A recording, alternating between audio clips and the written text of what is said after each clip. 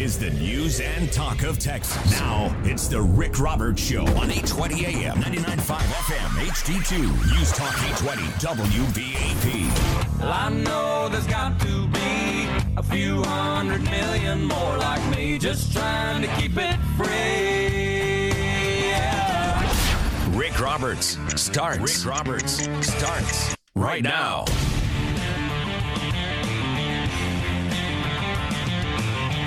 And good afternoon, 2:04 the time. Glad you're along. Happy Good Friday to those of you that observe this day. If you don't know what it is, I'll tell you. It's a Christian holiday commemorating the crucifixion of Jesus Christ and his death at Calvary. And, of course, Easter on Sunday. All right.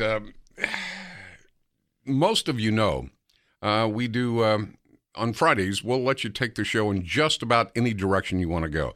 A lot of email, tons of email this week, and I try to stay up with it. If you haven't received a response, please be patient. A long time ago, I had interns that answered email, and I thought, after a period of time, that doesn't make sense. You took the time to send me an email. I should at least read it myself and respond. So I do, but it takes time because of the volume of email we get.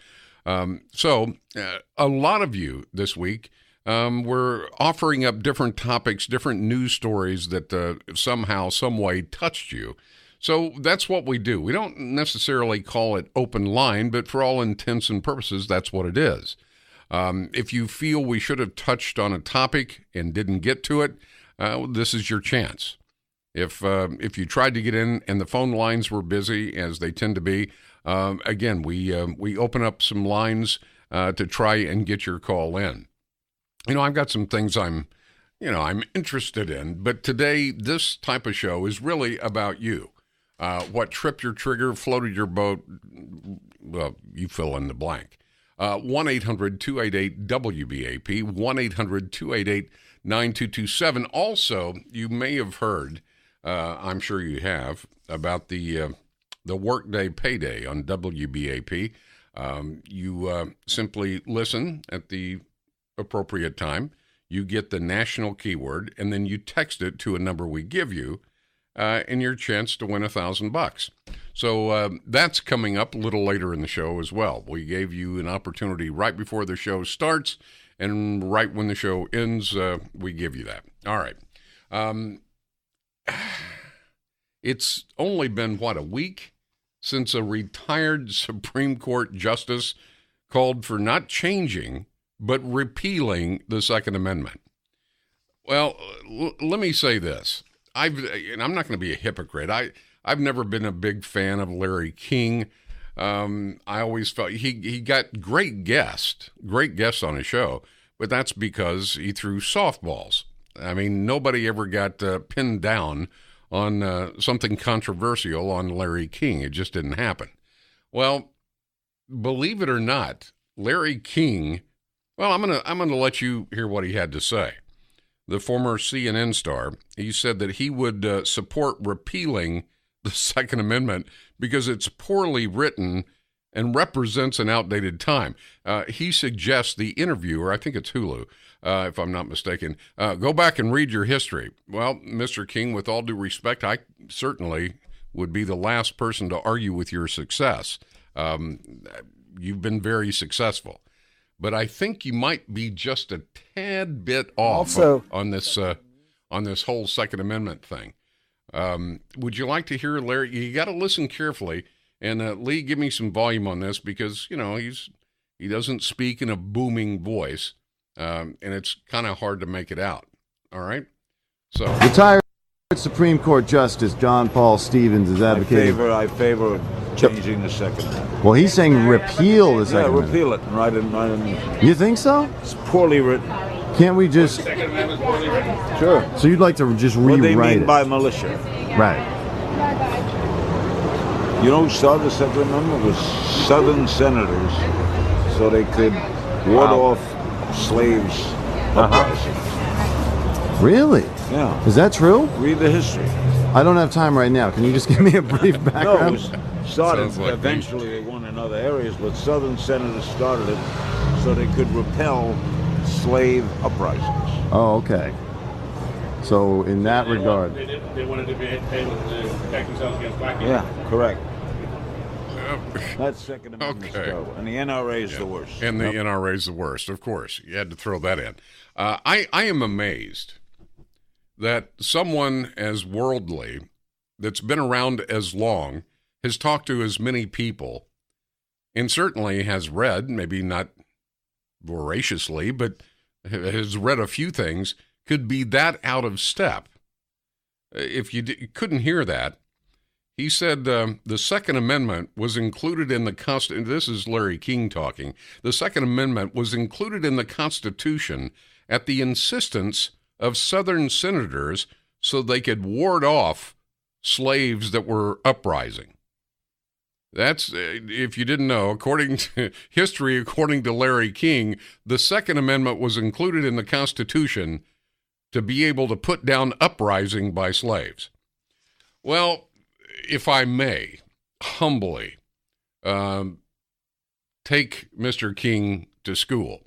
Beyond doubt, in all the discussions and debates on the Constitution, the advantage of being armed, which Americans possess over most every other nation, that's James Madison, 1788, Mr. King. It was intended to be preserved in order to leave the people the power to throw off any government that might become a tyranny. Once you have a tyrannical government, the founders believed that the people should be armed. Mr. King, I humbly ask that you read the Federalist paper number 46. You'll find it there. You ask, what's a militia? Well, again, if you look at the ratification of the Constitution by the state of New York, and in similar fashion, the ratification of the Constitution by the state of Virginia, the militia was defined as the body of the people capable of bearing arms. All right? It meant people in general. The Second Amendment was referring to an individual right. Congress shall never disarm any citizen unless such as are or have been a rebellion. In other words, Congress can't disarm anyone unless they are found to be in actual rebellion against the country. Again, Mr. King, ratification of the Constitution by the state of New Hampshire and North Carolina, that the people have the right to keep and bear arms. That's ratified by South Carolina and Virginia. There's a whole lot more, all coming down to the same thing. But, Mr. King, I suggest maybe you purchase the Debate on the Constitution, published in 2 volumes, back in 1993 by the Library of America. It contains the Federalist Papers where I cite my information. To say, let's repeal the Second Amendment because it's poorly written, and after all, it was added to the Constitution by Southern senators so they could ward off slaves that caused an uprising. Where did Mr. King go to school? Play that again, one more time. All right? All right. We'll do that for you in just a second. All right, let's go to Larry. Larry, thank you for waiting. How you doing, Larry? I'm good. I appreciate you taking my call. What irritates me so much when people talk about the Second Amendment, as you touched on, it's the whole Bill of Rights. The Bill of Rights was insisted on by the Anti-Federalists. They didn't want this new Constitution that had been written because it was too much to setting up a strong central government with an executive branch and a president, executive, and so they demanded this Bill of Rights, and the Federalists wanted to get this Constitution adopted, and so the Bill of Rights was... Well, yeah, everyone should know the Bill of Rights are the first 10 amendments to the Constitution. Have been around all over the place. They were ratified in the late 1700s, 1790 or 91. And these are our rights, guaranteeing rights, freedom of speech, assembly, worship, the right to bear arms, a formal declaration of the legal and civil rights of citizens of any state, country, federation, etc. That's what the Bill of Rights are. Evidently, Mr. King, with all due respect, was absent from history that day because he believes somehow, some way, the Second Amendment was put in the Constitution by Southern senators so they could fight off warring, uprising slaves. What? I don't even. If you don't know something, the most profound thing my grandfather ever taught me. I was raised by my grandparents. The most profound thing wasn't imparting some type of specific information. It was saying, if you don't know something, use 3 words. I don't know. Okay? Number 1, that'll put it out there, so you don't have to make something up, and it'll make you go look things up. And I look things up voraciously. I truly do. But Lee, did you know, according to CNN, former CNN star Larry King, did you know the Second Amendment was put in there so the Southern senators could fight off the warring slaves? Did you know that? Of course, everybody does. I see. I missed that in school. Larry King is supporting the repeal. Well, what was it? Stevens, I think his name was Stevens, the retired justice, Supreme Court Justice, John Paul Stevens. He's 97 years old. And I mean that, I hope he lives another 97. But I would imagine when I'm 97, I'll probably view the world differently as well. All right? He came out for repealing the Second Amendment. CNN star Larry King is right there with him. But then he added a few things. Hey, read your history. Read your history. That Second Amendment was put in so the Southern senators could fight off the warring slaves. Where did he get that? Does that sound made up? That doesn't even sound like information he got wrong. It just sounds made up. Okay, you got that? All right, I want you to listen one more time. Listen very carefully to what he says. All right? Go ahead. Retired Supreme Court Justice John Paul Stevens is advocating. I favor changing the Second Amendment. Well, he's saying repeal the Second Amendment. Repeal it and write it. You think so? It's poorly written. Can't we just? Second Amendment poorly written? Sure. So you'd like to just rewrite What they mean it? by militia. Right. You know who started the Second Amendment was Southern senators, so they could ward off slaves uprisings. Really? Yeah. Is that true? Read the history. I don't have time right now. Can you just give me a brief background? No, it was started, eventually they won in other areas, but Southern senators started it so they could repel slave uprisings. Oh, okay. So in that regard. They wanted to be able to protect themselves against black people. Yeah, correct. That Second Amendment's terrible, and the NRA is the worst. Nope. All right. Well, there you go. Sitting at the footstool of wisdom. Again, with all due respect, Mr. King, the militia is defined under the ratification of the Constitution in New York and Virginia. The militia is defined as the body of the people. That's everybody capable of bearing arms. Oh, man. And you know what? The bad part is somebody's going to watch that on television and go, oh, I know him. He's on TV all the time, or has been for the last, I don't know, he's been on TV for what, 50 years? He must be right. Oh, Lord. Let's go to Jason in Gatesville. Jason, thank you for waiting. Jason, how you doing?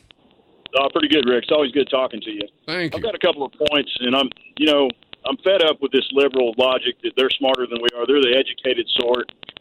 Larry King was probably there when they wrote the Constitution, so we got to take him at his word that they were right. And we mean that in a loving, caring way. Absolutely, the only way we can be these days. He was probably in the back of the room, and he may be right to a point. We were the slave to the king at that time, and maybe that's the slavery he was referring to, because there's about a 60-year gap in what he's talking about. Yeah, it makes no sense. Quite honestly, I'm not sitting in judgment, but it sounds like maybe they caught him coming out of a a restaurant after a couple sparkling beverages. Is that just me? I'm glad you said that, Rick, because I was going to throw that out there, and I'm glad you said it first. So nothing but love for Larry King. Live a long, healthy, you're already prosperous life. But, sir, with all due respect, your explanation of the Second Amendment, its cause, and the reason for putting it in the Constitution, I mean, that's the craziest thing I've ever heard.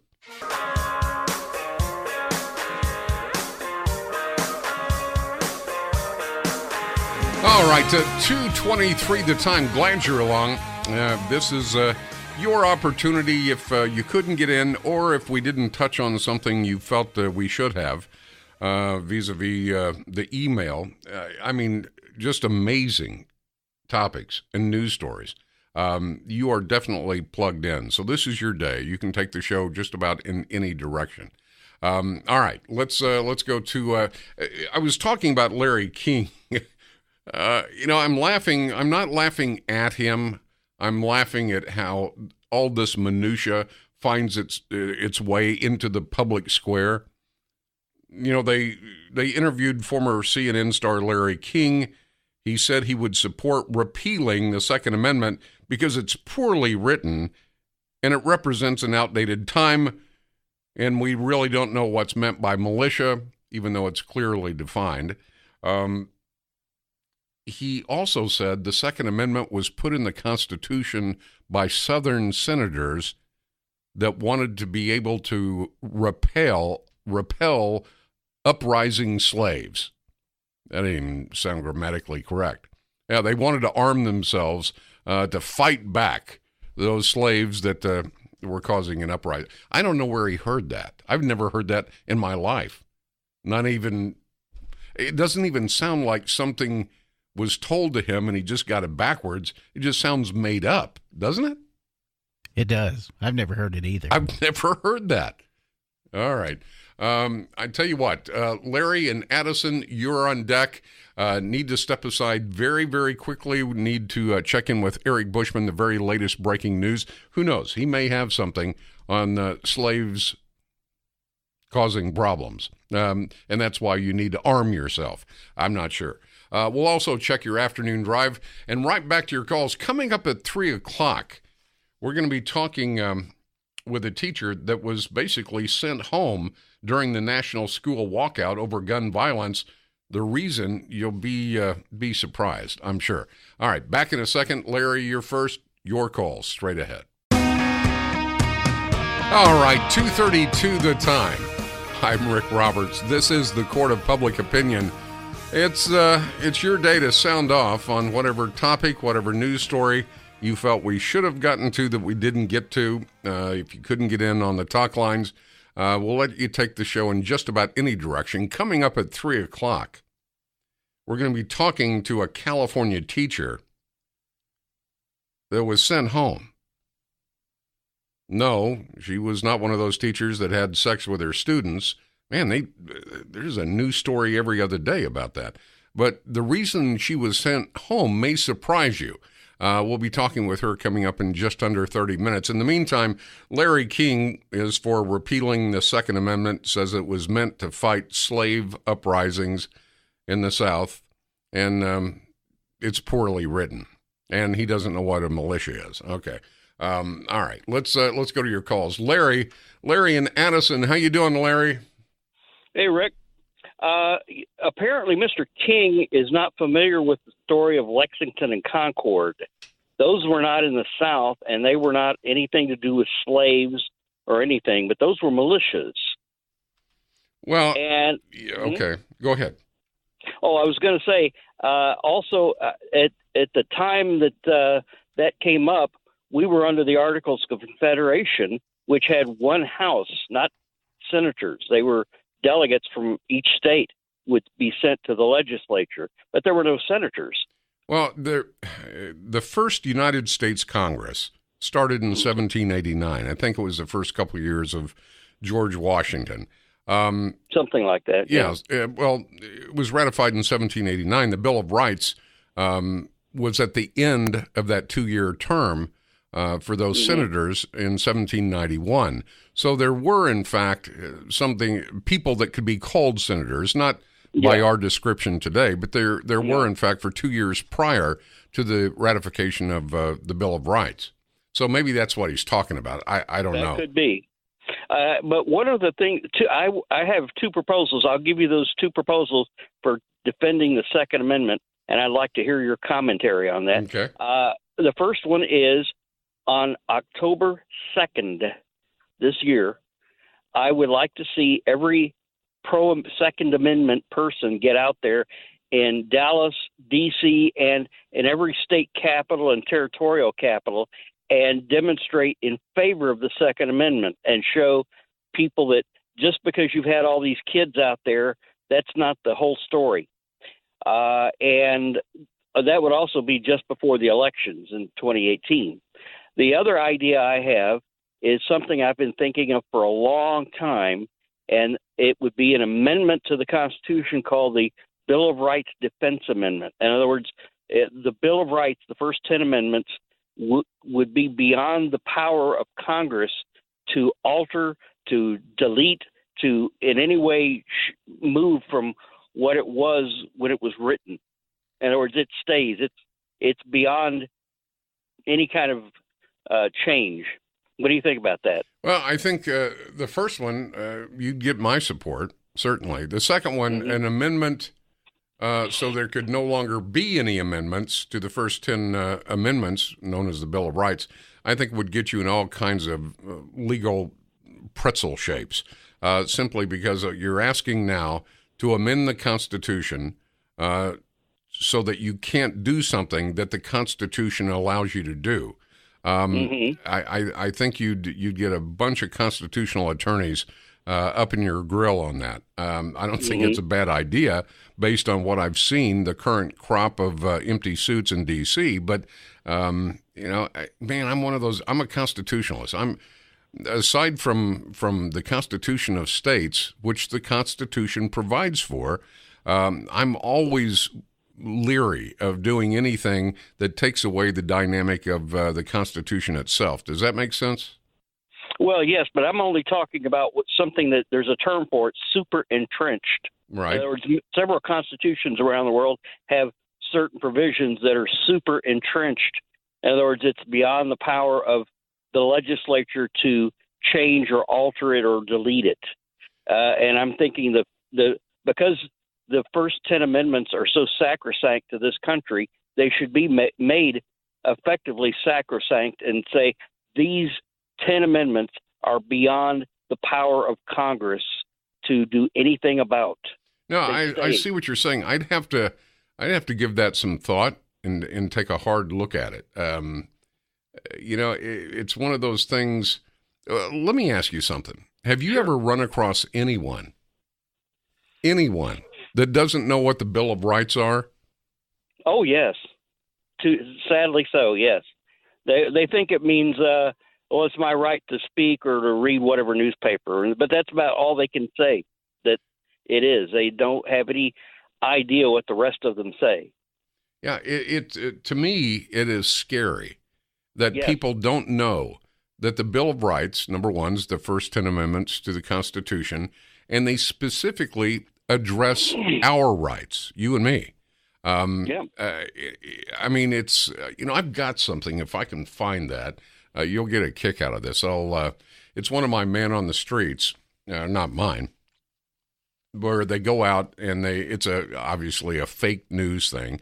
But see, the difference with us is we tell you it's fake news up front. And the guy is talking about, we're here for Hillary Clinton. One of her platforms is to repeal the Bill of Rights. And people are going, oh, yeah, that sounds good. Hillary wants that? Oh, okay, I'll do that. That gives you some idea of the education and or the intelligence of a lot of people that were supporting her. I'll see if I can find that, Larry, and I'll have that for you in just a minute or two.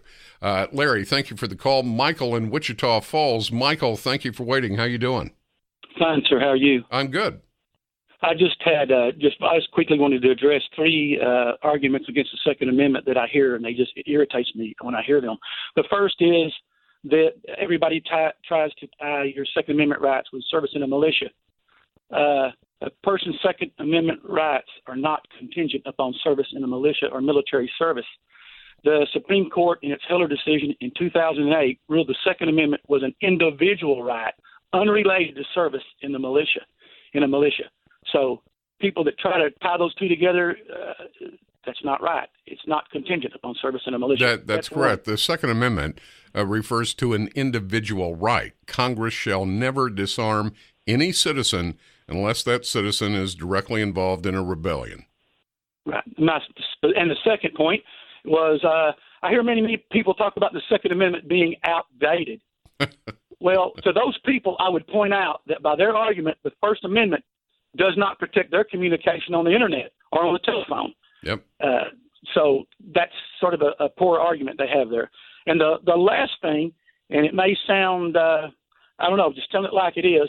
We know the meaning, the Second Amendment. Much of that is meant to protect us against tyranny and government. Right. And I hear so many people say, "Why do you have to have this gun or that gun?" I would just ask them to read Jerry Spence, the famous attorney that represented Randy Reaver in the Ruby Ridge incident, From Freedom to Slavery. He writes, quote, "They wore camouflage suits and were heavily armed. They gave no warning of their coming. They came without a warrant. They never identified themselves." Okay, end of quote. These federal agents shot a 14-year-old boy in the back and killed him. They later killed his mother while she was holding a baby. The actions of the government were so egregious it had to pay damages. What good is a shotgun against something like that? Well, anyway, you mentioned Jerry Spence. Actually, Jerry Spence was my mentor in law school. Really? Just a phenomenal courtroom technician. I was not pursuing criminal law by any stretch. I was evaluating international contracts for oil companies. But probably one of the guy would walk in, and within a matter of minutes, he had everyone's attention. And if you've ever sat in a courtroom during a trial, generally speaking, everybody's doing everything but paying attention. The guy was a master at that, and got a pretty nice cabin. It's about 15,000 square feet in Wyoming. Great guy. I appreciate the call very, very much, Michael. Let me step aside very quickly and check your afternoon drive. I found that for that last caller about people that don't know what the Bill of Rights are. Oh, this is hysterical. You'll love it. 2:42 the time. We'll get to your calls in just a minute. All right, 2:46 the time. I'm Rick Roberts. Glad you're along on this Good Friday. Coming up at 3 o'clock, we'll be talking with a California school teacher that was sent home during the National School Walkout Week over gun violence. And the reason she was sent home may surprise you. She'll be with us just after the news at the top of the hour. Your chance to win $1,000 coming up again later this afternoon. We'll give you the word then. And I found that that one, it's hysterical. But maybe it's just funny to me. You know, as somebody that, I refer to the Constitution constantly, unlike some presidents. But the Bill of Rights are the first 10 amendments, right? The first 10 amendments to the Constitution. It's for you. It's yours. Ben in Irving. Ben, thank you for waiting. How you doing, Ben? Doing good, sir. How are you? Good. Well, what I wanted to comment on was back to the history from Larry King and point out a couple of things about our founding fathers. You know, in the years before they finally had enough and revolted, they had been thrown in jail for saying or posting broadsides critical of the king. Right. They had British soldiers come and just, camp in their house all they wanted to without, any recompense. They'd had their property seized with no way of getting it back. All of these injustices they dealt with are why they wrote the 10 Amendments. They didn't want it to happen again, ever. Yeah, well, as far as that, Amendment 3 was the first thing he talked about, protection from housing of soldiers. No soldier shall, in time of peace, be quartered in any house without the consent of the owner, nor in time of war, but in a manner to be prescribed by law. Because you're right. I mean, they just kick open the front door. Hey, you guys move the barn. We're taking over. Exactly. And protection from unreasonable searches and seizures, the very next amendment, Amendment 4. So you're absolutely right. You know, these weren't just, wishy-washy. Hey, we got a blank space on this old piece of paper. What are we going to do now? This was something very well thought out, just like the Second Amendment. And it amazes me, Ben, that people don't know what their rights are. The Bill of Rights, I wish it were named the Bill of Every American Citizen's Rights. But like I said, this is fake news, what I'm going to play for you now. This shows you what type of job we've done educating people to what they should know. It's theirs, the Bill of Rights. Listen. One of Hillary Clinton's primary campaign promises is to repeal the Bill of Rights to help with the New World Order. Do you think it's time we get behind her and support the repeal? I think it is. I think we need change like they've been promising us for so many years. I think it's time to get behind Hillary Clinton and do support her repeal the Bill of Rights. Yes, I really do. They're just too old. I think 200 years old. You can't have the rules of yesteryear now. Those freedoms are just so nobody outdated. wants that so much freedom of speech has changed. anymore. So much has changed. People. She has no idea what the Bill of Rights are, does she? None. No. Checking to see if the Hillary Clinton supporters support the plan to repeal the Bill of Rights. I support it. You support I the support repeal it. of the Bill of Rights. Okay. I sure do. Thank you. Have a good day. Her plan to repeal the Bill of Rights, about time we do that for her? I think it's a good time to look at it, for good sure. Good time to look at repealing the Bill of Rights for Hillary? Good time to look at it, All right. Hillary Clinton's primary campaign platform is to repeal the Bill of Rights to move America forward. Do you think that's a good campaign promise? Do you think that we should get behind her regardless of what political party you're with to support the repeal of the Bill of Rights? I do. I think so. Obviously, you're Hillary. I'm stuck in between. I'm a little Democrat and I'm a little Republican. I'm not the extreme of either. And a lot uninformed on what the Constitution is. So you support the plan to repeal the Bill of Rights? Her big promise to move America forward? Yes. We're just checking. We're just interviewing Hillary Clinton supporters to see if they agree with her primary campaign platform of repealing the Bill of Rights. So that you do support that? I do. All right. Thank you very much. You're welcome. All right. Well, you get the idea. And more of the same. Yes. Would you like to get rid of your freedom of religion, your freedom of speech, freedom of the press, the right to bear arms, housing of soldiers, protection from unreasonable search and seizures? What about the protection of rights of life, liberty, and prosperity? What about the rights of accused persons in criminal cases? What about the rights of an accused person in civil cases? What about excessive bail, fines, and punishments that are forbidden? Other rights that are kept by the people? How about undelegated powers kept by the states and the people? It's time for change. Yeah, we need to get rid of that. Let's go to Stephen in Irving. Stephen, thank you for waiting. How you doing, Stephen? Doing well, Rick. I enjoy your show. Thank you. A lot of people don't remember history very well. I don't know if you're familiar with the Zimmerman telegram. The Zimmerman telegram. Zimmerman telegram, which was 100 years ago when Germany was trying to get Mexico to invade southern United States. Germany told Mexico, we'll give you Texas, New Mexico, and Arizona if you do this, and that'll make the United States, not send weapons and everything over across the seas and just pay attention to our southern border. That was the, and I'm probably wrong on this, so correct me, but wasn't that Germany trying to get an alliance with Mexico prior to World War I? It was actually during World War I. Okay. But, the United States didn't enter the war yet. We were sending ships overseas, with arms and everything. So if we had our own war to, give our attention to, we would slow down with all that. And so Germany sent over this telegram asking asking Mexico to, invade us and they would give them money and weapons, and after everything was over, they'd give them Texas, New Mexico, and Arizona. Well, the German president, he went and had his generals go and check into it, and they came back and they said, you know what?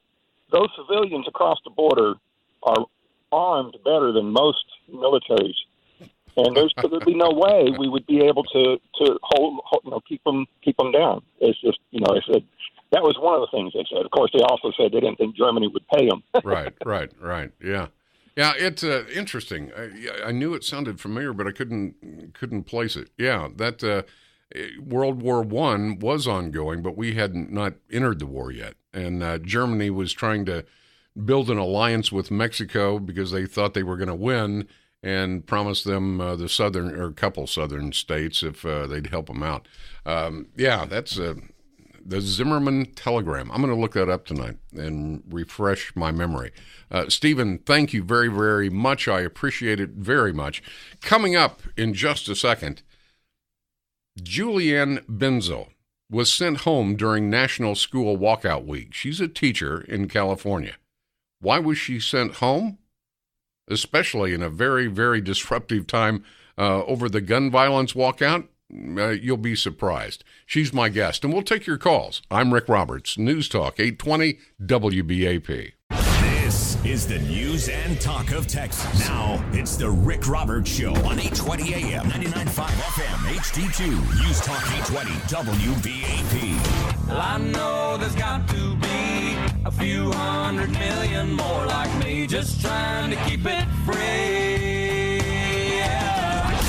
Rick Roberts starts right now. All right, 3:04 the time. I want to get right to it. She was sent home during National School Walkout Week over gun violence. Everybody remembers that. What did she do? She was a school teacher. She simply questioned how Rockland High School would react if a pro-life walkout were to happen. She's a history teacher based in Rockland, California, said her goal was to open up dialogue in her classroom last week, but was instead placed on paid administrative leave because 2 complaints from parents. She wanted to discuss with her students the question of whether, is it appropriate for a school to support gun violence protests if it wouldn't support other types of protest? That seems pretty common sense to me. With me is Julianne Benzel. Am I pronouncing your name, ma'am?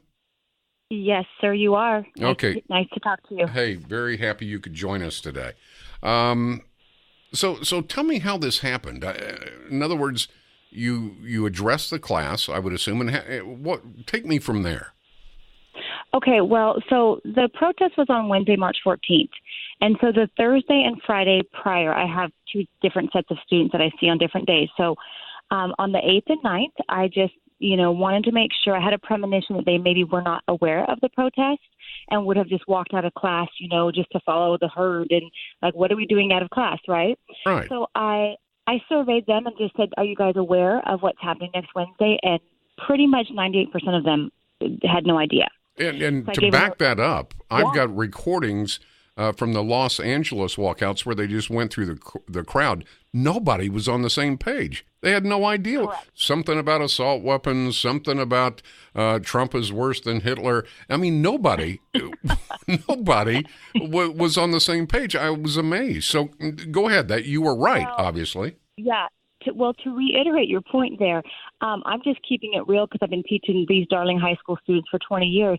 The average high school student, if they have an opportunity to get up and walk out of class for 20 minutes, they don't care what the issue is, right? They're out of class. So I wanted to make sure, because I teach advanced placement, that my students were informed and they actually were going to make a reasoned choice whether to get up or not. So, and, unfortunately, this was all under the guise of remembering the 17 victims, which if that was actually what it was, our entire school could have and would have done a beautiful tribute at lunchtime, before school, something of that. But all you have to do is look at the website and see that this was completely a protest against guns. So I said, this is a brief overview to my students. I said, go look at it yourself, make your own informed decision on what you're going to do. And I said, go have a dialogue with your parents. I'm a parent. I would want to know if my student was going to get up and walk out of class for 20 minutes to protest anything, quite frankly. And then I just opened up the discussion. Again, this was like a 5 to 7 minute whole ordeal at the beginning of class. We went on to talk about the Korean War. So this was not some elaborate lesson plan. It was a brief discussion. I just said, what do you guys think? Is this appropriate for schools, not just our school, but any school, to basically not only support but facilitate protests during school time? You do know that you're in the state of California, right? Yes. Okay. I am well aware. I've been teaching here for 20 years, and trust me, it's been a very hostile environment for all 20 years. But it was just kind of exhausting, to be honest with you. And I thought, you know what? I am pretty sure that this was for any other protest, it would not be condoned. And so I just threw it out there, like, what do you guys think? And my students are super intelligent. They totally understood, like, wait a second, we can't have a double standard here. If we're going to get up and walk out for gun protests, yeah, and I obviously used the issue of abortion. I said, what if there was a pro-life protest, like the next day, facetiously, the next day at 10 o'clock for 20 minutes? What would your thoughts be on that? So we had a really beautiful exchange, no backlash from all. I had to teach 4 classes, 120 students, no backlash whatsoever. So then the weekend came and went. Again, Monday I was on campus. Tuesday I was on campus. The protest did not take place until Wednesday. So there was ample time for my administration to come talk to me if there was these complaints or they had a problem. They never asked me one question. They never asked a survey of my students, So Wednesday morning of the protest, they called me that morning and said, you're on administrative leave. They did not tell me initially that it was paid. They just said administrative leave, which, my husband was concerned, like, is this paid or not? I'm like, I have no idea, because I got put on leave. They didn't tell me for how long, and they didn't tell me what for. They said, don't come to campus today. And that was the day of the protest. So, I kind of thought, well, maybe I didn't really know, but I had a premonition. But, yeah, so honestly, none of this would have been out in not only our community but the entire nation if there was not a very brave reporter who the story just is honestly kind of fascinating, because she happened to be on our campus to film the protest, kind of like see what was happening. Right. And she got wind that a teacher was put on leave. And then my husband and I have been teaching here for 20 years. He's a high school football coach here. So we're very embedded in this community. Everybody knows where we live. We live right behind the high school. So she got a tip off from one of my students. She lives right there. So this brave reporter comes knocking on my door at 3 o'clock. And she's as darling as can be. So, of course, I'm like, sure, come on in. I had no idea what was happening. And that evolved into an interview. And she actually had the media report from my school district that said why I was on leave. So she informed me before my district. So it's a little mind-numbing, to be honest with you. As I read this, I think to myself, I broadcasted out of San Diego for 16 and a half years. I flew back and forth from here to there every 10 days. And it doesn't surprise me at all, watching California politics and everything that goes wrong in Sacramento. Yep. But you, unless I'm mistaken, you didn't discourage them from walking out, did you? No, I did not. In fact, I did not at all. I just sent a challenge and said, what do you think is this appropriate for school time? And I said, yeah, if you're going to get up and walk out for this protest, would you be comfortable and would you support students who got up and walked out for any other issue? I used pro-life, but then I actually went on to say the environment, immigration, like the list could go on. Sure. Because I felt like they were opening a Pandora's box, right? You can't let one group of students walk up and out of class and not another. And so, no, to be very clear, I did not. And I'm not a very intimidating person, so there's no way like a student intimidated that, oh my goodness, I can't get up and walk out. And we were told by the administration you can't penalize them, so I didn't have any. I was never going to do that anyway. No plans, but that's why this was not a neutral just let the students do what they want. Teachers moved around their lesson plans. In fact, I stayed up till 11:15 the night before. My husband can attest to this. I actually completely reworked my lesson plan for that day because I knew students would be getting up, and I basically wanted to make sure that it was as least disruptive as possible. So I was actually extremely accommodating because I knew some students would. But I guess my administration just thought I was going to be disruptive or I was going to, and I don't really know what they were thinking, to be honest with you. Talking with Julianne Benzel, she is the Rockland, California school teacher that was placed on leave, administrative leave, because I guess, a couple complaints from parents and students, I'm told. Ms. Benzel, when we come back, I'd like to know how long you were on leave, what was said when you returned, and, quite honestly, were all the students, unanimously in favor of this protest, even though they didn't know what it was? 12 minutes after the hour, 3:12 the time. We'll continue with my guest next on News Talk 820 WBAP. All right, 16 minutes after the hour. Glad you're along. Your chance to pick up another $1,000 coming up a little bit later. Very pleased to have with me Julianne Benzel. She's been a teacher for some 20 years. Her husband is a football coach. She didn't discourage the kids from walking out. She didn't say, hey, you can't go, or, come off with some intimidating school teacher type thing. She just basically challenged them about the protest. Whether it's appropriate for a school to support gun violence protest if it wouldn't support other types of protest. That sounds like a learning moment to me, Ms. Benzel. Evidently, a couple parents and maybe some students didn't think so. Well, who complained and why? Well, so first of all, just to backtrack to your comment there, the California State Framework, it's actually a standard that I teach critical thinking. So, I was trying to do my job there. Wait a minute. Wait, excuse me. I know. The California standards say you must teach critical thinking? Yes. Evidently, that was passed after most of the legislatures were elected in Sacramento. Yeah, maybe we need an update to the framework. Wow. I don't know, but nonetheless, to answer your question, so when this all kind of started to unfold, and I'm really, really, really genuinely grateful for news outlets like yourself, because I have no idea how this stuff works. But once that local reporter did an evening news, it just got blasted, I guess, to the rest of the country. And there was so much outrage on the part of not only my local community, because I've been teaching for 20 years and I have an unscathed record. And so my current students and parents, but also like students from 5, 10, 15 years prior, just came to my vehement defense, but also people from out the country. And so my district was so overwhelmed by the backlash and the outrage that they never even told me what again, this was under the guise of we have some complaints here. But they never even officially, there's no discipline, but that they just wanted to kind of clean this up were their words. Out of sight, out of mind, so to speak. Exactly. So to be honest with you, it's a little frightening to think what would have happened if that reporter didn't knock on my door and I didn't answer it. It just, things were definitely on my side as far as that taking place. But when they did sit down with me and say, well, we had student parents and complaints, I'm thinking, oh my goodness, if every teacher was on administrative leave who had student parents and complaints, or, there'd be no teacher in the classroom, give me a break. But whatever, show me the evidence. So they put before me these two written statements by these students who, one was about 3/4 of a page and one was literally a paragraph. And if a student is generally going to go down to the office and complain, they're going to go for it, right? So they're going to write an essay. So I saw the paragraph and I thought, that doesn't seem quite right. Well, all of that to say that I did go back to school on Monday to teach. It was wonderful to see my students be back in the classroom. But on that Thursday, just before break, one of the parents of the students whose evidence was used against me actually initiated a meeting.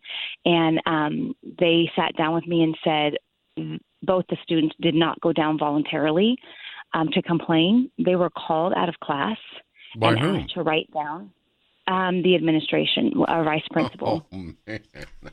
I know, Oh, right? wow. So it's again, I don't use that word loosely frightening, but literally the abuse of power at the high school level, what? And I'm really kind of protective of my students. And so to know that my students and this were manipulated basically to use as evidence against me, really, really set me the wrong way. And the parent actually said that our students were used as quote pawns. That was his words, in the effort to target you. So the evidence is flipping, unfortunately, against the administration. And I'm not honestly sure where it's going to go from here. Well, it sounds to me like maybe a teacher complaint is in order. Yeah. I'm using my critical thinking skills. Yeah, don't do that. You might get in trouble. Hey, listen, I know California is as different as apples and crescent wrenches from Georgia. But boys and girls at Hampton Middle School in Georgia were instructed by they were instructed by their teacher to write letters to lawmakers calling for stricter gun control laws. Trying to persuade lawmakers to have stricter gun laws to help prevent another school shooting. That was the assignment. For this assignment, you are writing a letter to the lawmakers of the United States, blah, blah, blah. That guy wasn't put on leave. What they said was, well, it's unfortunate this isolated incident occurred. We're appreciative of those individuals who brought it to our attention.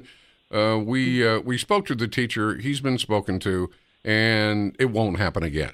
But you got sent home on administrative leave. Right. Well, yeah, Georgia and California, as you just said, highly disparaging as far as the differences between our states. I did read that, and I just think that the positive thing, I guess you could say, out of all this is that, we've known for years that colleges, when you send your little, sweet darling to college, they're going to get indoctrinated, so you better prep them, right? But now it's seeping down into the high schools and even the junior high. And I mean, I even heard of some kindergartens who walked out. Like a kindergartner has any idea what a protest is in the first place. But the indoctrination of students is really bothersome to me. And I feel like these groups, there's very specific groups in this country who are like, okay, we're going to get them while they're young. We're going to manipulate them and, brainwash them basically. And then that's how we will continue to, have a voice and have power in this country. And it's really sad. I will say, if you don't mind, I have a couple very brave students who, while I was on leave, they were sitting there during the protest going, I kind of want to answer her question. I want to flip this. And they started a hashtag life because the hashtag for the protest was enough. And they asked for a walkout 1 month later. So on April 11th at 10 o'clock for 17 minutes, the exact same things that the gun protest got, they're asking for to be able to go in the quad and have the PA and sing Amazing Grace and basically protest abortion. And so when my student went to the administration to ask, of course, he didn't get an answer right away, which I was not surprised by. But he's going to find out on Monday, actually, April 2nd. And so the school district, I'm sure, is in a precarious situation because how do you answer this question? But to take it one step further real quick is the one particular student, I don't know if it's all of them or not, but one student said, whether they sanction this or not, I am walking out of class at 10 o'clock on April 11th for 17 minutes. Wow. So he's very brave. Everybody's calling me brave in this. I'm like, oh, no. Check out, So, and he says, I'm not on Twitter or whatever, but he says it's gaining momentum and traction and kind of inspiring other students around the country who, especially conservative students who never have a voice, particularly on a high school. This is Brandon Gillespie, is it not? Yes. Okay. Yes. All right. Yeah, we're going to be talking with him too. Perfect. If one is tolerated, you set a precedent. Not you, but the school set a precedent. If you can, if you can have a protest over gun rights, why can't you have a pro-life protest? I mean, it makes perfect sense. I mean, listen, I'm sorry you went through all that, but I have to ask again. You do know you're teaching in the state of California, right? Okay. Maybe I needed to just have a friendly reminder, and this was an unfriendly reminder, but yes, I am aware. Well, listen, Julianne Benzel has been my guest. I thank you so much, very, very much. 3:25 the time. We'll step aside Eric Bushman at the WBAP news desk, and we'll check your afternoon drive. Back with your calls. It's a Sound Off Friday. Just about any topic, just about any direction you want the show to go, we'll let you do that. I'm Rick Roberts, News Talk 820 WBAP.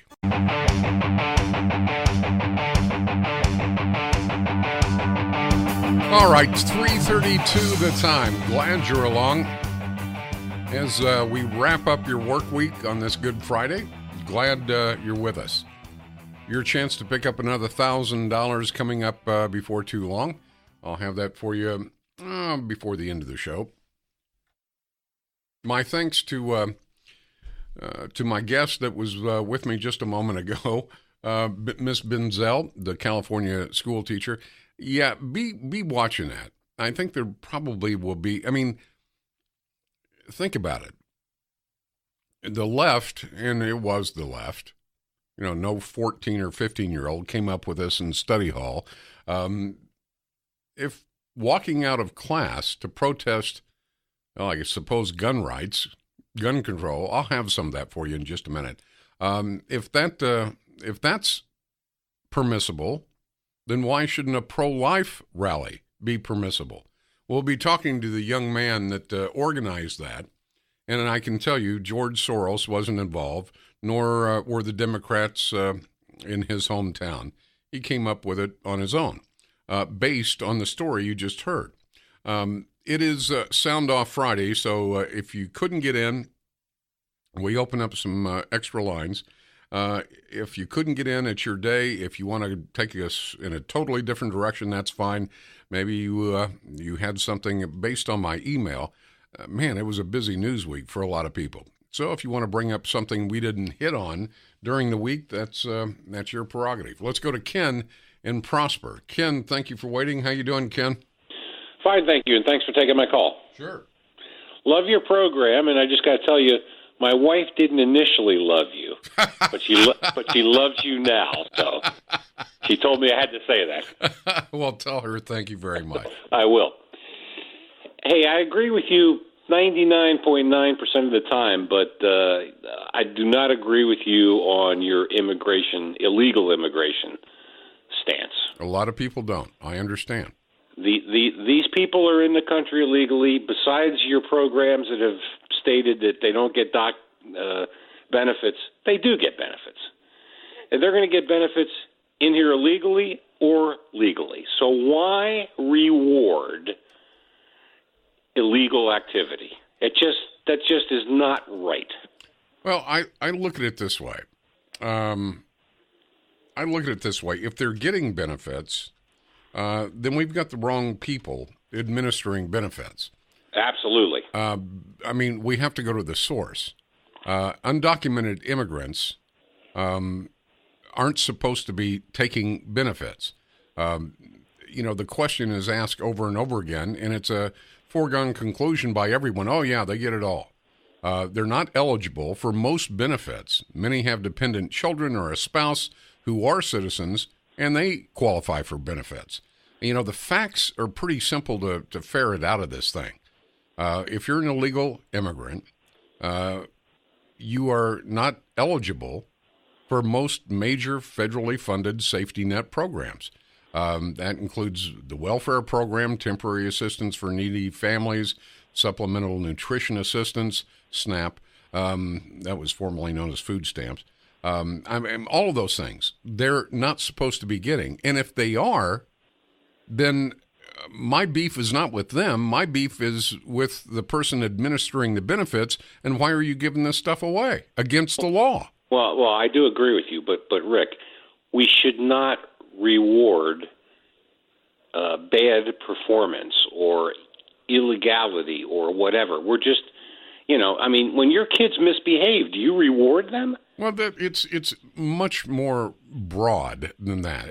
I could counter that with, many undocumented immigrants or illegals, whatever you want to call them, work in the private sector, and they contribute to Social Security, but they're not eligible to receive Social Security, even though they contribute to it. I mean, we could go back and forth. One hypothetical exception is that deferred action for DACA. Lasts long enough and participants pay into the system, they would eventually be eligible for benefits. But, the first payouts in that hypothetical, that's nearly 3 decades away. So, yeah, they broke the immigration. Rick, don't get me wrong. I agree. We need to solve the problem. Absolutely 100%. And the problem is that we don't politically recognize a southern border. If we did, look at Mexico's immigration law. I did Mexico Immigration 101 a few months back. You go to prison. To it. You go to prison. Exactly. If you're on the southern border, you probably get shot. We in America are out of the mainstream of borders, except for Europe. Exactly. It's a misdemeanor. $250 fine. If my family was starving, I'd pay the $250 fine. Yeah, I know. Don't get me wrong. We need to solve the problem, and I do think we need to do something about the DACA folks.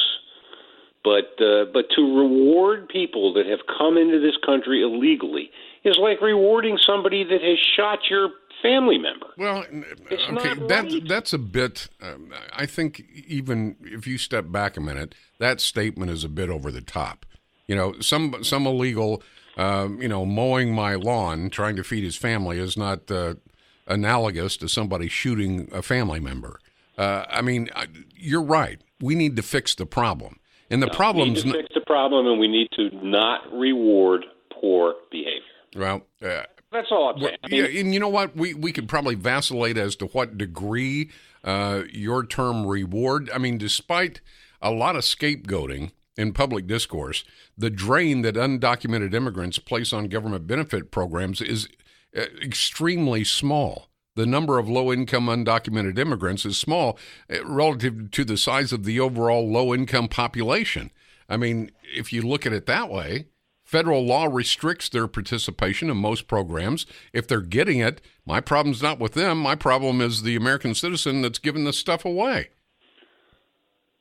All right. Well, let me ask you another question. If you think the drain is small under your amnesty proposal, would the drain be constant, smaller, or larger? Well, let's step back to the very beginning. The word amnesty, for many people, puts up automatically a wall in dialogue. I mean, I don't care what you call it, residency, whatever it is. You got 11 to 15 million, probably a lot more than that, in this country. And they're here because we didn't stop them. They're here because there's no political will to create and maintain a border. Agree with you 100%. So, number one, you have to create some type of border. I don't care if it's a wall, a fence, drones, more border patrol. That doesn't matter to me. Other countries, every other country on this little blue-green marble bouncing around the sun can come up with a border. We can put a man on the moon, but we can't create a southern border for 2,000 miles? Come on. So we have to convince the politicians on the left and the right that we demand a border. This is what Reagan tried to do, except he gave amnesty first and then tried to create a border. Well, that doesn't work. It's like waving a red flag in front of a bull. What do you expect? You do the border, and then they have to come forward, be vetted, as long as they don't have a criminal background and all that kind of stuff. You end chain migration would stop immediately. You create the border first, and then they get residency. If they want to work toward citizenship, they can work toward citizenship, save their money and pay the fees and all that kind of stuff. They don't get citizenship, so they can't vote unless they're in Maryland. And by the way, California. Well, they can't vote in federal elections in California either. And even in Maryland, which was the first one to do it, it's only city, regional elections, stuff like snow removal and infrastructure, that kind of stuff. But no, they're not going to help decide the presidency or anything else, not in California either. So, I mean, there's just a lot of misinformation. If you drill down, it's not even close to what common belief is all about. Yeah. You know, so little federal assistance is available in the first place. Some states and localities bear a disproportionate burden, so enforcement efforts become even more aggressive, right? So it's expected that undocumented immigrants will be less likely to access public programs on behalf of their kids who are legally eligible. I mean, you know, the common wisdom is, oh yeah, the illegals, I've heard they're getting cars, they're getting housing, they're getting it. Where? You know, I immerse myself in this every day, 5 or 6 days a week. I have yet to been able to vet that story as true. I know. So I know there's so much misinformation out there. It's unbelievable. And it's all for the benefit of the people that are making the dough, the politicians and the attorneys. Yep. Listen, keep fighting for us, okay? All right, my friend. That's what I've been doing. Thank you so much, and happy Easter weekend. Hey, you have a great weekend, too, and that's what the weekend is all about, Easter. And tell your wife I'm glad she finally came around. Thank you very much, my friend. All right, 3:43 the time. Let's check your afternoon drive. All right, at 3:48 the time. Glad you're along. Are those my bumpers, Lee? Are they really? Well, since when have I had the Stones as a bumper? That's Brooks and Dunn. Is it? Play a little more. Yep. What We're was on I top thinking? of it today, aren't we? Well, I can't talk, can't think either. All right. 3:48 the time. Sound Off Friday. If we didn't get to a topic you think we should have, it was a busy week with my illegal immigration, with gun control, with all of this. And speaking of immigration, the U.S. government plans to collect social media history from nearly everyone who seeks entry into the U.S. The State Department has come up with this. It's a proposal. They unveiled it today as part of President Trump's policy of extreme vetting. Extreme vetting. What's your Facebook handle? What's your Facebook profile? Most immigrant and non-immigrant visa applicants, about 15 million people, will be asked to list on a federal application form all of the social media identities that they have used in the past 5 years. That information will be used to vet and identify them. Man, forgive me if I don't have a whole lot of faith in this. I mean, look, this is what I had for breakfast. Look, this is my blue drink I had in Calcutta. You think this is going to work? I hope not. Maybe I don't know enough about it, but the State Department is going to publish the proposal in the Federal Register today, seeking approval from, whoever they seek approval from, has 60 days to commit the request. So basically, you're going to ask everyone seeking asylum or everyone seeking entry into the country, you on Snapchat? What's your Twitter name? How many Facebook profiles do you have? Okie doke, we vetted that one. Next, who thinks that's a good idea? I mean, does that make any sense? It doesn't make any sense to me. All right, just about anything you want to talk about in any direction you want to go. 1-800-288-WBAP. 1-800-288-9227. Let's go to Dale in Mansfield. Dale, thanks for waiting. How you doing, Dale? I'm doing fine. Thank you for taking my call. You bet. What I was talking about is on what you had spoke about the other day about, letting the illegals earn their thing, build a wall, then take everything out. Okay, hold on. Dale, I'm not understanding what you said. What? Say that again. I agree with what you had said earlier, okay? Can you not hear me very good? No, I've got you now. Concerning what? Okay. The illegals, about making them all legal or work towards legal because of the ones that are here already. Okay. Okay. Now, the problem that you have with that. Okay, I tell you what, I'm going to put this call on hold for a second. David, if you will, he's got his radio on, can barely hear him. Let's try to rectify that if we can. Terry, thank you for waiting. How you doing, Terry? I'm pretty good, Rick. Happy Easter to you. Happy Easter to you. Thank you, and happy Passover as well. I am bet. A dual Christian Jew. Oh, okay. All right. And anyway, but I wanted to bring up all the brouhaha about the census, the question about citizenship, and I think there's 20-something states that are either have already sued or threatening to sue the government for having that question right on there. And, man, I just really hope and pray that our government, the administration, doesn't back down on this. It's a logical, needed question, and there's absolutely no good reason not to have the question of whether someone's a citizen or not on the census. Any excuse they can bring up just doesn't hold water. We need to have it. Well, California is suing because obviously there's a ton of non-citizens living in California. And the more, well, I'm going to tell you why they're suing. The more people you have, the more residents you have, the more representatives you get to have. So the more that they can prove the numbers, volumes of people in California, then the more representatives they will get. So I see why they're suing, but it runs afoul, as far as I'm concerned, of the citizenship in the United States. Illegals can't vote, right? Supposedly. Well, I mean, there have been studies after study, even the Pew Research Center. There may be a few that drop through the cracks, but that's, for the most part, they're not voting. They're afraid to show up anywhere for fear of getting deported. So that's why California is doing that. And that question, by the way, has been in the census since the 60s. Obama's the one that took it out. Of course he did. I mean, that's par for the course for Obama. Well, nobody should be upset about this. It's been in the census forever. Right. It should be there. And whether California likes it or not, it should be there. I agree with you. They're either going to not do the census at all, these people, or they'll just skip that box. They won't answer that question.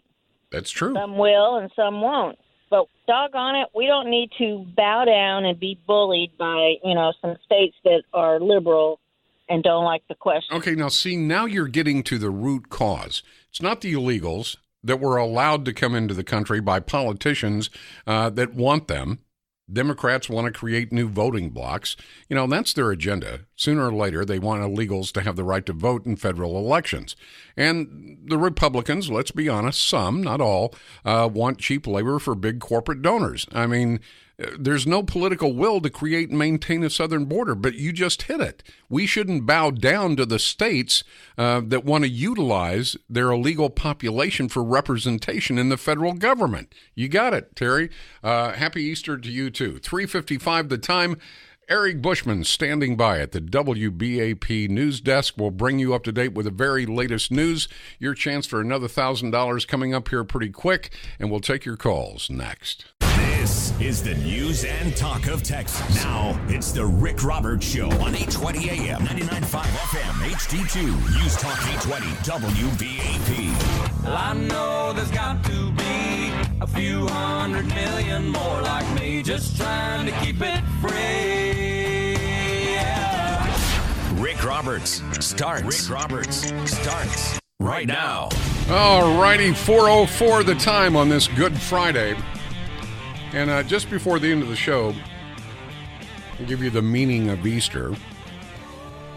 And no, I'm sorry, it's not Happy Birthday Easter Bunny. All right? It's something quite different.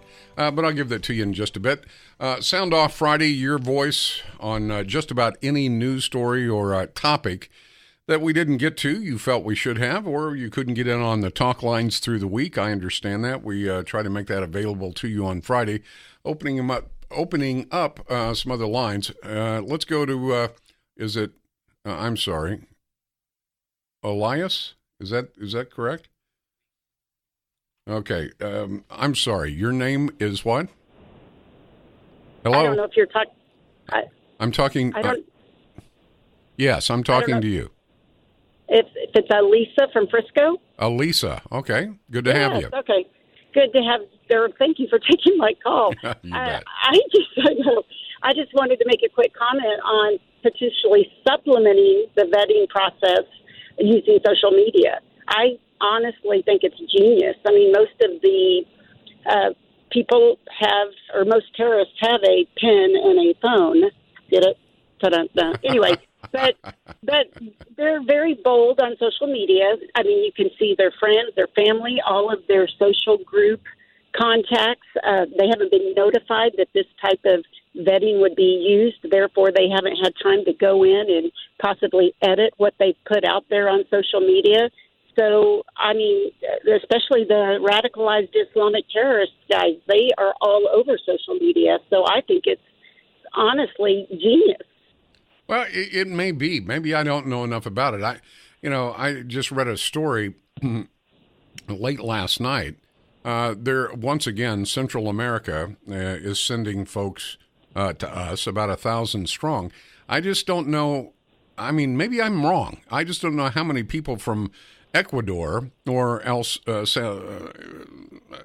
just don't know how many have Facebook accounts. I don't know how many of those people marching through Mexico have laptops. Maybe I'm wrong in that regard. Well, look what they just did in Houston. They put out on the news, on the nightly news, information to illegals on how to use social media and how to use different apps to go through or work their way through or to alert all their friends and family if ICE was going to be around. Oh, I know. I mean, it's insanity. Yeah. So that right there alone could be a notification to, and then the friends and the family, the people that they reach out to, the people that they contact. Most of these vetting processes, they're like, well, there's no background history on the person. But social media, if they do have that outlet, if they're going to their or using those outlets, who knows? It can't Elise, hurt, you may be right, Elise. Maybe I'm not giving credit where credit is due. I'm just assuming if you're coming here because your children are starving and you live in a corrupt country and you're trying to flee for your life. Facebook doesn't leap to my mind, but are you on social media, Elise? I do get on social media, so if someone were to look at my social media, they would see that I listen, that I am the WBAP junkie. I'm 100% all over it all the time. I'm not on it every night, but I kind of check it out and look at it. But sure, they can vet me. Do you feel your privacy is protected on social media? No, that's why I'm very careful on social media. Good for you. Most people aren't. I mean, and then the ones that they're trying to truly vet, if those aren't usually the ones that are coming here poor, tired, weak, needing assistance. Right. Those are the guys we're trying to keep out. Yeah. See, I've been in this business, radio and television, for about 25 years now. And so when I walk in a room, if there's a microphone, I just assume it's hot or on. Whether it's my studio, anybody else's television, it doesn't matter. You just get that ingrained in you that if there's a microphone, it could be on. If there's a TV camera, it can be on. So you watch what you say and do. I take that same philosophy to social media. Absolutely. I just assume some bad guys are watching or listening. So, Elise, I hope you're right. I hope you are. And have yourself a great Easter, will you? Thank you. You as well. I appreciate that. Have a good Easter. Hey, you too. Thank you. Let's go to Bill in Dallas. Bill, thank you for your patience. How you doing, Bill? Hey, Rick, can you hear me? I hear you fine. Yeah, I want to perpetuate an idea. It's a totally different topic from today. That's fine. Completely eliminate the national debt at no cost to the American people or taxpayer. I found this idea and spoke to it with Senator Phil Gramm back in the 80s, and it's actually his idea. It's to take all of the assets that the federal government owns, vacant property, vacant land, vacant buildings, and put those properties up for sale, and the sale proceeds completely goes against the national debt. It's really a good idea for these reasons. One, it would attract private investment who would buy those properties and put it to their highest and best use. And by the way, you're generating another tax base. The argument of foreign interest purchasing those properties. Today, foreign interest owns less than 1% of all the real estate in this country. And let's say foreign interest came in and purchased those properties. They're still governed by local, state, and federal ordinance and building code. Okay, who did you say tabled this idea? Phil Gramm. Okay, because 1980. I don't remember specifically. I don't remember something vaguely familiar about federally owned land, which they own millions of acres. Okay. I do remember that. So, I don't remember the buildings and so on. Well, but I'm not talking about the Washington Monument and Yellowstone National Park. You segregate all those properties out. But this is Phil Gramm, PhD of economics, Texas A&M, senator, and I got to speak with him briefly. And this was his idea. He's gone to Washington, D.C. and proposed it, more than once, and it always gets shot down because of the bureaucracy in D.C. But just imagine that if the national debt was eliminated in 5 years by utilizing assets that are not being used today, and you sell those assets to you put an appraised value against it, and you sell those assets, and the proceeds go only against the national debt, you would probably eliminate the national debt in 5 years or less. And it's a very, very, very, and I've got to step aside very quickly, but it's a very interesting theory. I'd have to, look at the legalities in selling off federally owned property to the private sector, but looking at it in a nutshell, it doesn't sound too bad. Of course, there are people, as you well know, in D.C. that make money off of the country being in debt. I don't know how much juice they have and whether they'd be able to stop it. If they could, they would. 412 the time. Good call, and happy Easter, Bill. 412 the time. I'm Rick Roberts, News Talk 820 WBAP. All right, 418 the time. Have you seen the trailers for that the new movie Chappaquiddick? Have you seen those? I have. I'm looking forward to it. I'm looking forward to it. That was talk about the height of injustice. After his brothers were assassinated, Ted Kennedy, he was left to carry on the political ambitions of his family, and it was widely thought that he'd run for president, and probably would have. But then Chappaquiddick happened. At some point I'll get into that. I remember I used to do about once a year the story of Chappaquiddick because, most people don't remember it. But oh man, people would just light up the lines. How dare you? Well, it happened. And there was justice wasn't even in the dictionary on that case.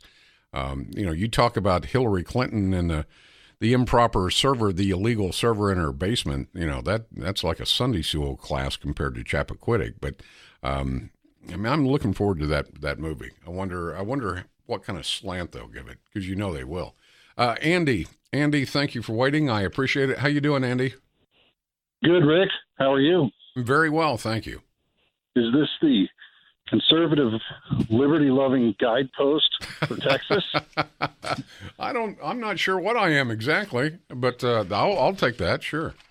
I thought maybe it would. Well, my understanding with the allowing the vetting of social media is that it is a reversal of an Obama policy that prevented for applicants for visas or other immigration status, that prevented the observation of their social media and any kind of judgment on it in regard to their being allowed a visa or to immigrate to the U.S. That may be very, very true. As I tried to say, I don't know that much about it other than the State Department said visa applicants are going to be asked for their social media history. And, that's okay, I guess. I mean, anything helps, I guess. I just don't know, how impactful that'll be. And I heard you mention that too, but I thought there were some stories and some issues about this that came up during the Tsarnaev brothers' escapades in Boston. I think you're right. I think you are right. The Boston bombers, you bet. And so whatever, I mean, I think, I know, you were saying you're not sure necessarily, what percentage of immigrants are active on social media, but I think there are a lot of people around the world pretty active on various kinds of social media, and I think it's a tool that those people trying to keep us safe need. Oh, look, I know the department said it doesn't intend to ask most diplomatic and official visa applicants for their social media information. I mean, that seems like sort of a push.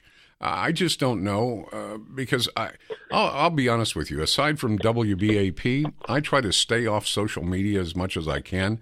Once upon a time, I don't know, 10 years ago, I was on it pretty heavily because the company requested that I did. And then probably 5 years ago, but it just got to the point where I can't keep up with this. It's impossible. There's definitely influences that want to take you down a good path or a bad path. Sure. With social media. It can be used as a tool to try and find out what news isn't getting reported. But, it's kind of an ebb and flow of. Well, I'm for anything. A lot of information. You always have to put it through a logic filter. Some folks struggle with that part of it. Well, no, you're right, because, you could be chasing ghosts under the bed all day long and not even know it until you've wasted all that much time, money, and resource. But any tool to vet people coming into this country, I think, is a good thing, as long as it's productive. Right. Well, keep up the good work. Hey, I appreciate it. Have a great Easter, Andy. You too. Bye-bye. All right.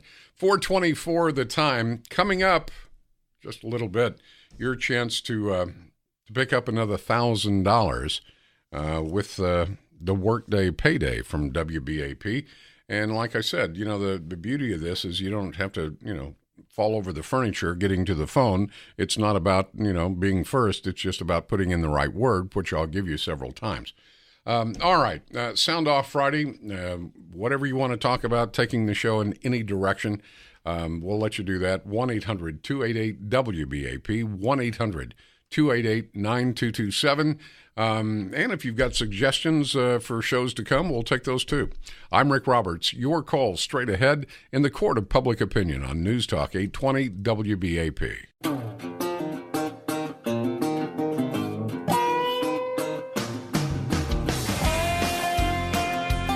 All right, 4:33 the time. Your chance to pick up another $1,000 coming up here before too long. And taking your calls on just about anything. On Sound Off Friday, you can sound off on anything we talked about during the week, or if you think we should have touched on something we didn't get to, it's your opportunity to do that. Let's go to Gary in Denison. Gary, thank you for waiting. How you doing, Gary? Thanks for taking my call, Rick. I just wanted to comment on your previous caller's comment about selling national assets to pay the national debt. First of all, as conservatives, we've always known that it's never been a revenue problem. It's always been a spending problem. Absolutely. So until we force our politicians to either pass a balanced budget amendment, I mean, they can pass laws to balance the budget, but they'll waive those or amend those every time. We're never going to get ahead of the curve. I'm not against selling buildings and those kinds of assets. I think the government already auctions off all of its old equipment, cars and vehicles, stuff like that. But, land and that kind of thing, I'm not sure in the long term that will help. We'll sell the assets and we might cut into the deficit. But I think until we get our politicians to commit to, cutting the deficit in a very structural way, we're not going to get there. No, I politically. Back in, 2015, Republicans said, we can balance the federal budget without raising taxes. There's too many reasons why that's absolutely not possible. Yeah, Ryan was the one that came up with that 10-year plan. Right. When they came to power, they were going to, eliminate the deficit in 10 years. And all that's gone out the window. And I just, they need the will. And it's not just the national level; it's at the local level too. Here where I live, many people believe they're conservative, and they are conservative as social conservatives, and they're conservatives towards national security and law enforcement.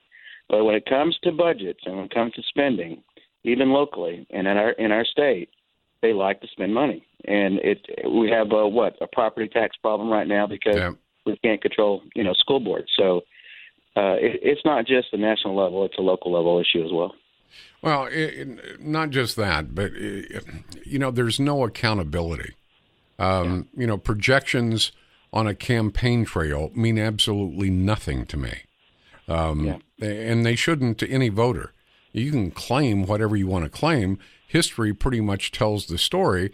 The only time they ever make a dent in the budget is when they raise taxes, and that's on both sides of the aisle.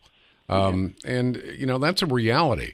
But if you somehow, some way, make them accountable, the Republican budgets on that 10-year plan said they generate $41 trillion or whatever it was in 10 years. Well, that would be generated under the current law, but not what they had already budgeted through the Congressional Budget Office. So, I don't need a calculator to figure out that's not going to work. It's just there's no accountability. And that's the problem with government. And you can look at it, I'm no world historian, but you can look at governments, internationally, and anyone or any group that is not accountable to those people they tax will always spend more than they take in. It seems very, very simple. The problem's very simple. The solution is astronomical in trying to find a way to make that work. Well, I would just ask the voters to take a look at those that say they're conservative and look at how fiscally responsible they are. Yeah. That's what we're missing, I think, in our politics today. Thanks for taking my call. Hey, listen, have a great Easter. And speaking of that, I said I'd do this, and somebody just reminded me I didn't do it. The March for Our Lives this past Saturday, I wouldn't worry too much about it. Choreographed, manipulated by the left to push an anti-gun narrative. Unfortunately, the spokespeople, they just don't seem that up to speed on what it is they're protesting. Hey guys, it's Fleckus. This week we're at the March for Our Lives, downtown LA. What's your sign say? It says the NRA is a terrorist organization. Very cool. And do you think ISIS is a terrorist organization? I do, yeah. Think Al-Qaeda? I do. Hamas? Yeah. Okay, so they're all in the same category to you? Yeah, pretty much. Brian, hello. Brian wants me to sign his MAGA hat. This is my first signature, guys, my first autograph. I'm Austin. Oh, cool. What's your name? Well, I go by Doppel Bowie. Basically, everyone here, it could all be boiled down to they don't want guns. Would you be down for guns are illegal? Yes. We don't need guns. You lean more towards the all guns? I'm on the all guns thing. If you look at a weapon of war, if you could have an AR-15, why couldn't you have a nuclear weapon? I mean, it makes sense that you should not have a really potent weapon. Do you think handguns should be legal or illegal? Yeah, sure. They could be legal. It's legal or illegal? Legal, as long as you're not capable of killing dozens of people within a minute. But the majority of mass shootings do use handguns, though. That's a bummer. A wise man made a good point to me today. He said we used to march for our rights, and now we have people who are marching to take their own rights away and to take rights away from everyone. It's very odd. I don't think they know the difference between a semi-automatic and an automatic. If they did, they know that automatic guns have been banned for a long time, and semi-automatic. That's pretty much every gun now. So if you want a ban on semi-automatic guns, you're banning all guns, basically. You do not need an automatic rifle to be killing game. Well, automatic rifles are illegal. Semi-automatic rifles, excuse me. Okay, yeah. Semi-automatic, obviously there is a difference. One trigger pull, one bullet. But I think when it comes to Second Amendment, it's more about self-preservation and self-defense, right? No. I live in this country 30 years, and I never used the gun, and I don't feel it's okay use the gun for nobody. What about the Constitution, though, and the rights? The Constitution is okay. The Constitution is like the Bible. You believe, and you believe in the Constitution. You can kill people. It's okay. You can kill. It's okay to kill each other when you're trying to fight for your country or your land, But when it comes to me shooting you, then it's a crime. The truth is, this is all based on culture.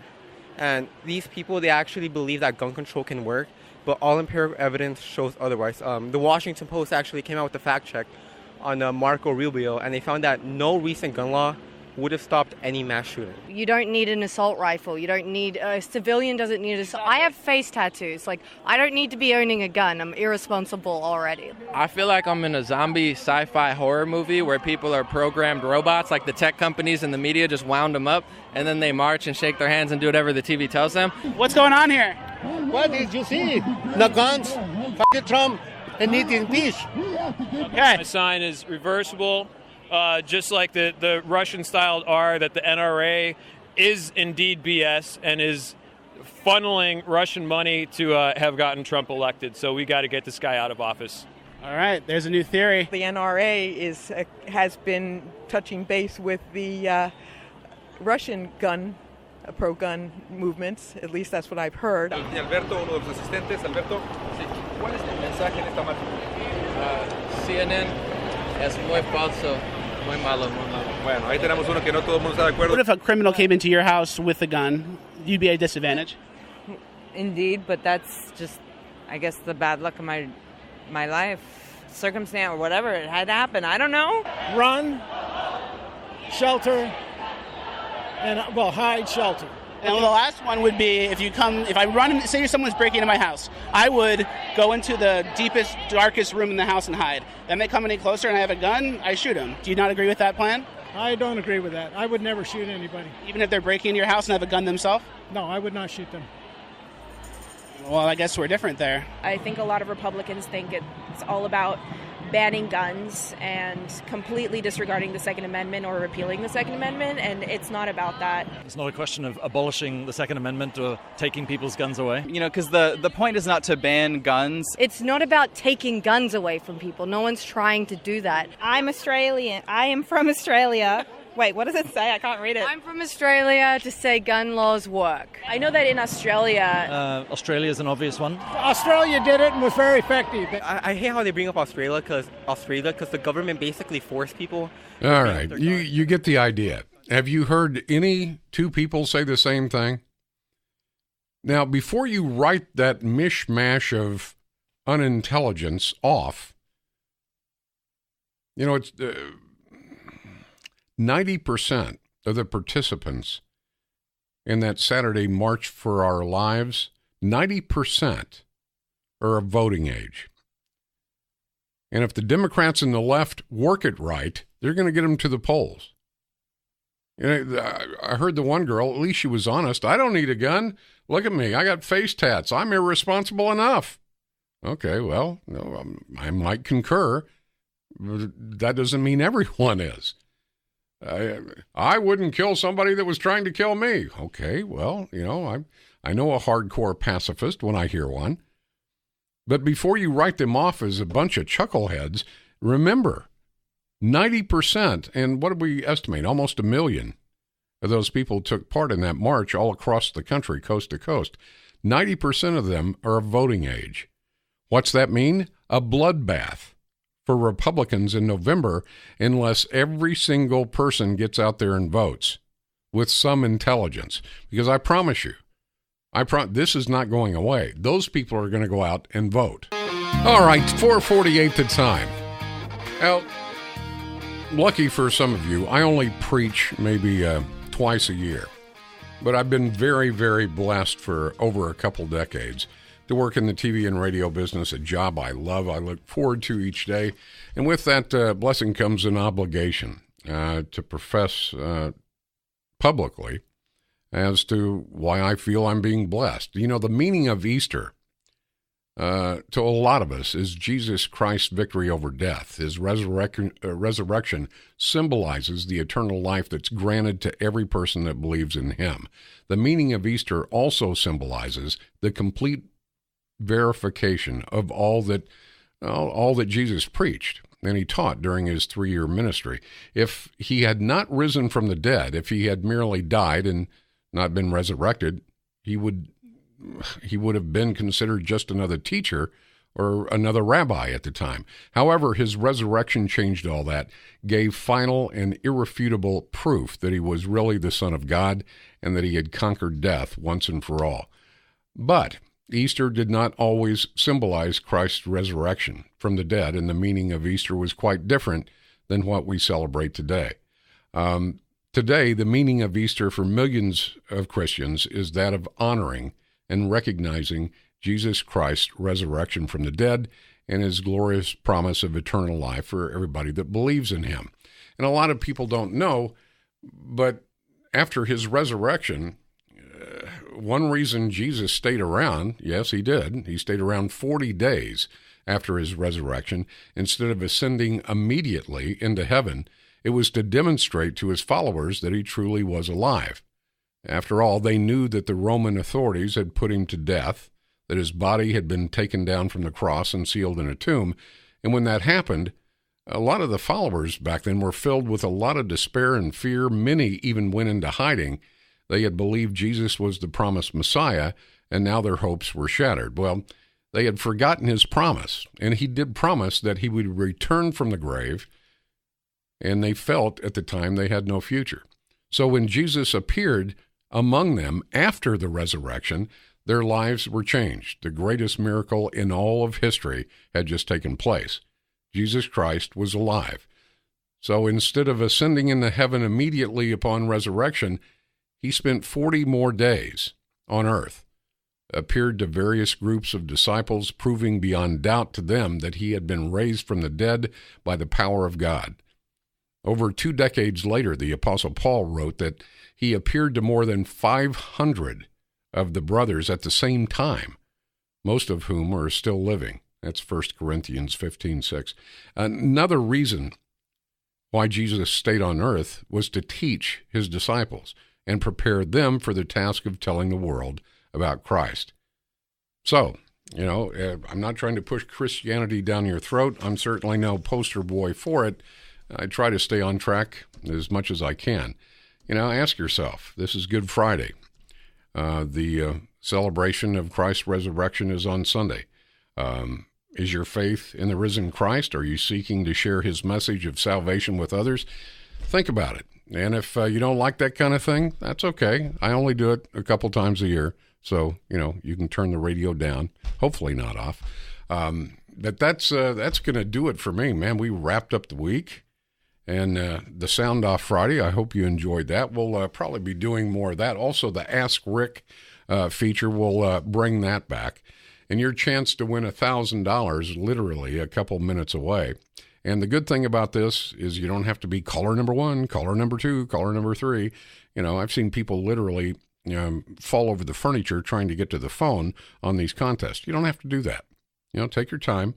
I'm going to give you a national keyword, and you text it to the number I give you, and then we'll send you a confirmation, knowing that way you know that you've been entered into the contest. Possibly pick up $1,000. Not too bad, right?